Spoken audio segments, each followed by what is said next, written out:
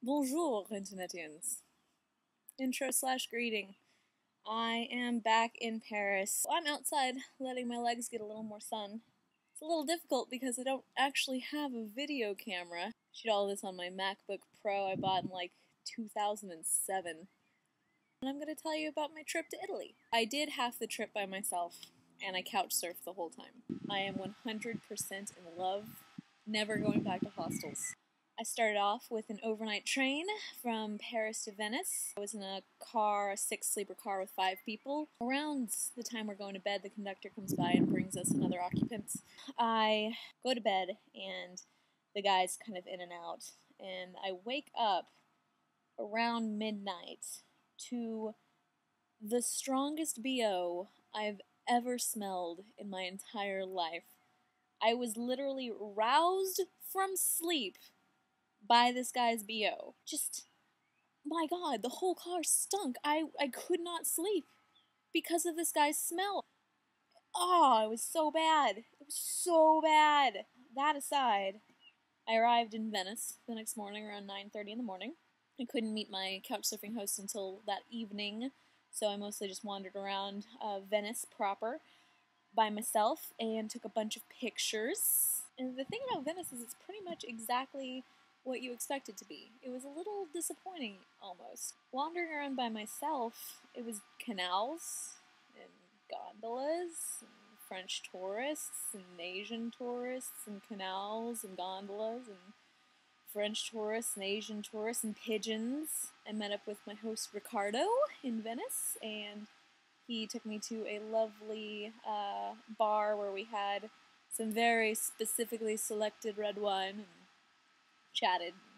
Then we went back to his apartment and made pasta.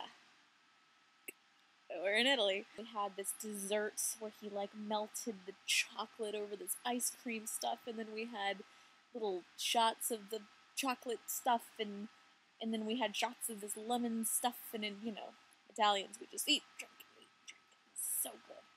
And he was very, very kind to take me to my train, which was at 3 a.m. I arrived in Florence the next morning at 6 a.m.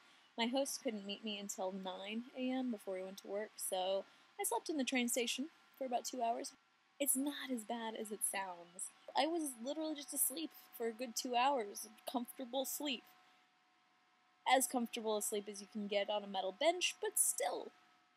I met up with my host, Ilya. I followed his pristine directions to his flat, and we had a good hour-long breakfast where we just talked about couch surfing and philosophy and coffee and these buttery, sugary, dangerous little... Oh, they were just so good. Originally, he was like, you know, I am working until 7, we'll meet after I get out of work, but I think we got on so well, he was like, no, fuck that, we're meeting earlier. And he went to work, and I went to wander around town, and I really honestly knew nothing about Florence. I just walked around for the 5 hours or so, and I fell in love with it while I was walking around. It's beautiful, and yeah, it was full of tourists, but not nearly as full of tourists as Venice was. I haggled with an Italian street vendor for sunglasses. He wanted 15 for them, and I talked him down to 5. And I met another street vendor who just was super cool and spoke like 8 languages. We ended up talking for a good hour, and he recommended a great place where I had some cheap, great gnocchi and a coffee, a cappuccino, which you're not supposed to take in the afternoon. No Italians drink cappuccino after the morning, but I do what I want. Suck on it, Italy. And I took so many pictures, mostly of tourists, because that's how I do. So Ilya met up with me in the afternoon at this little square where people were taking their pictures in front of men's penises.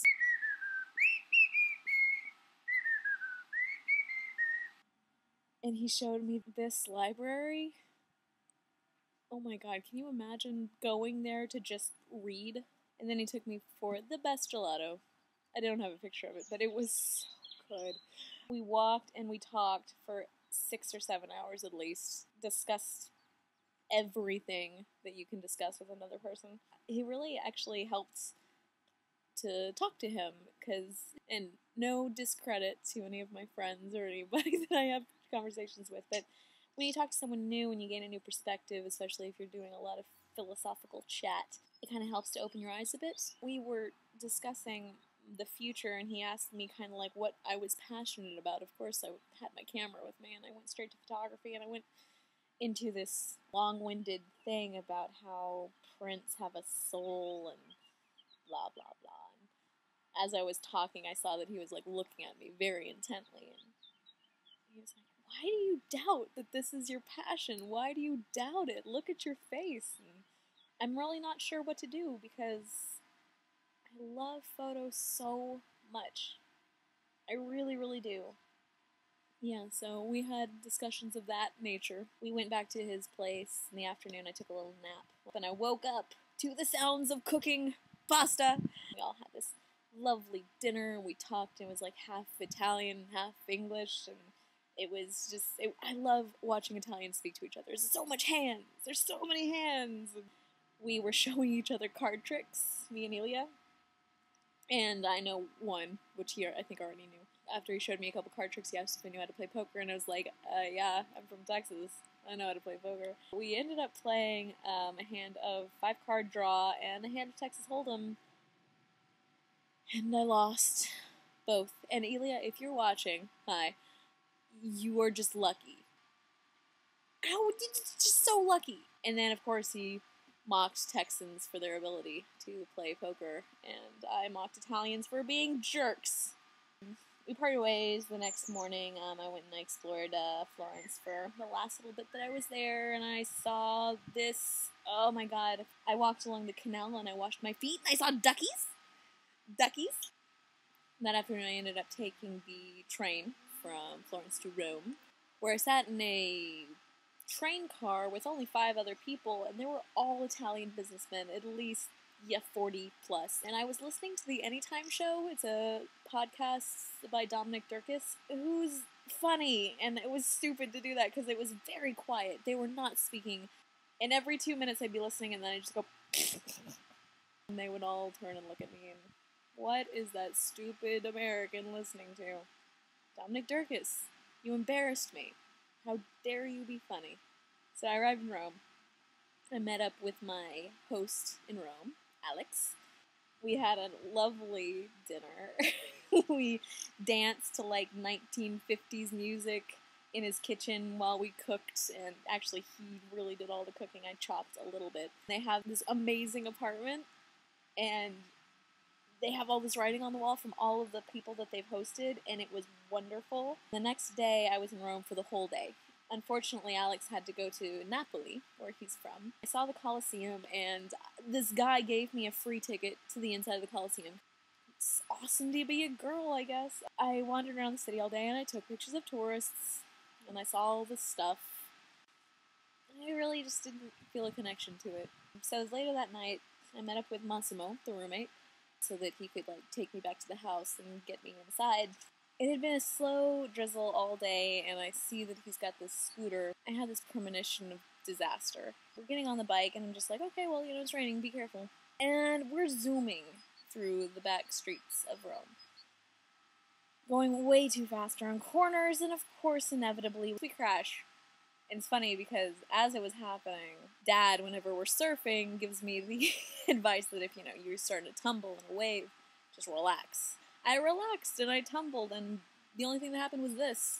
My knee looks like crap, but I'm alive. He gets up and he's crazy apologetic. Oh my god, it's the first time this ever happened, in completely broken English, and I was just like, yeah, I knew that was gonna happen. We get back on the bike, and he's driving just as recklessly as he did before, on highways, passing other cars, also, at the same time, trying to have a discussion with me. This is what I see. You like Rome? How are you? Are you sure you're okay? So you like cheese? And the whole time, I'm on the back just going, no, just fine, just watch the road, God. Why are you turning around, and why are you talking? I think that's really the only reason he slowed down in the end, because I was having such a fucking freak out on the back of that bike. But hey, I'm alive. And we get back to the apartment, and he wants to make me food to make up for it. And tells me what's in it, and he goes, vegetables and this other thing that I didn't understand. And I go, what is that other thing? He goes, it is the stomach of a pig. Well, you found out last night that I'm a vegetarian, so I can't eat that. And he goes, no, no, no, you will eat. They're little pieces. They're little pieces. It's okay, they're little. It doesn't matter how big it is. I'm a vegetarian. And for like the next hour, literally, every 10 minutes, you eat, you will like, I cook for you. You try. Come try. It's my cooking, I cook for you. You try. At one point he even calls me into the kitchen and sticks a spoon full of this stuff right up in my face and goes, you try, you try. How many times? I'm a vegetarian. And the stuff fell on the floor and he's looking at me like, why didn't you put this in your mouth? So my host got back that night from Napoli and was just over-apologetic. Alex was just wonderful. Wonderful host. Great host. So the next morning I caught my plane to Sardinia.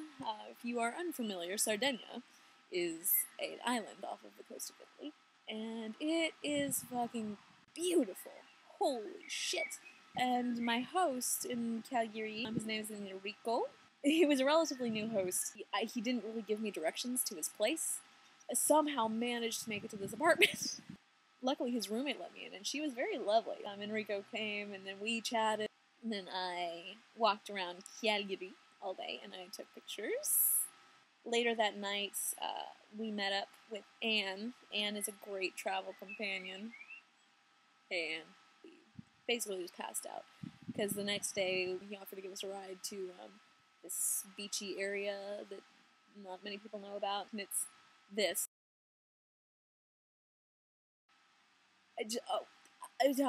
And we were the only ones there for like 2 hours. Holy crap. The sand was made of marble. Like, it's soft. So soft. And later that afternoon, Enrico came and picked us up, and we went back to his cottage in the middle of nowhere and met up with some other couch surfers and had this meal of ravioli, and we just chatted and hung out. And the next day we went back to a beach, and we walked around, and I took some more pictures. Oh, but I did see this. On the beach. Ew. And we met some other people. They literally introduced us to everyone. Everyone on the island of Sardinia. Hopped on a plane after trying on some very expensive sunglasses. And that was my trip to Italy. It was probably the best trip I've taken so far. That was my trip. Sorry for the long rants. Bye, everybody.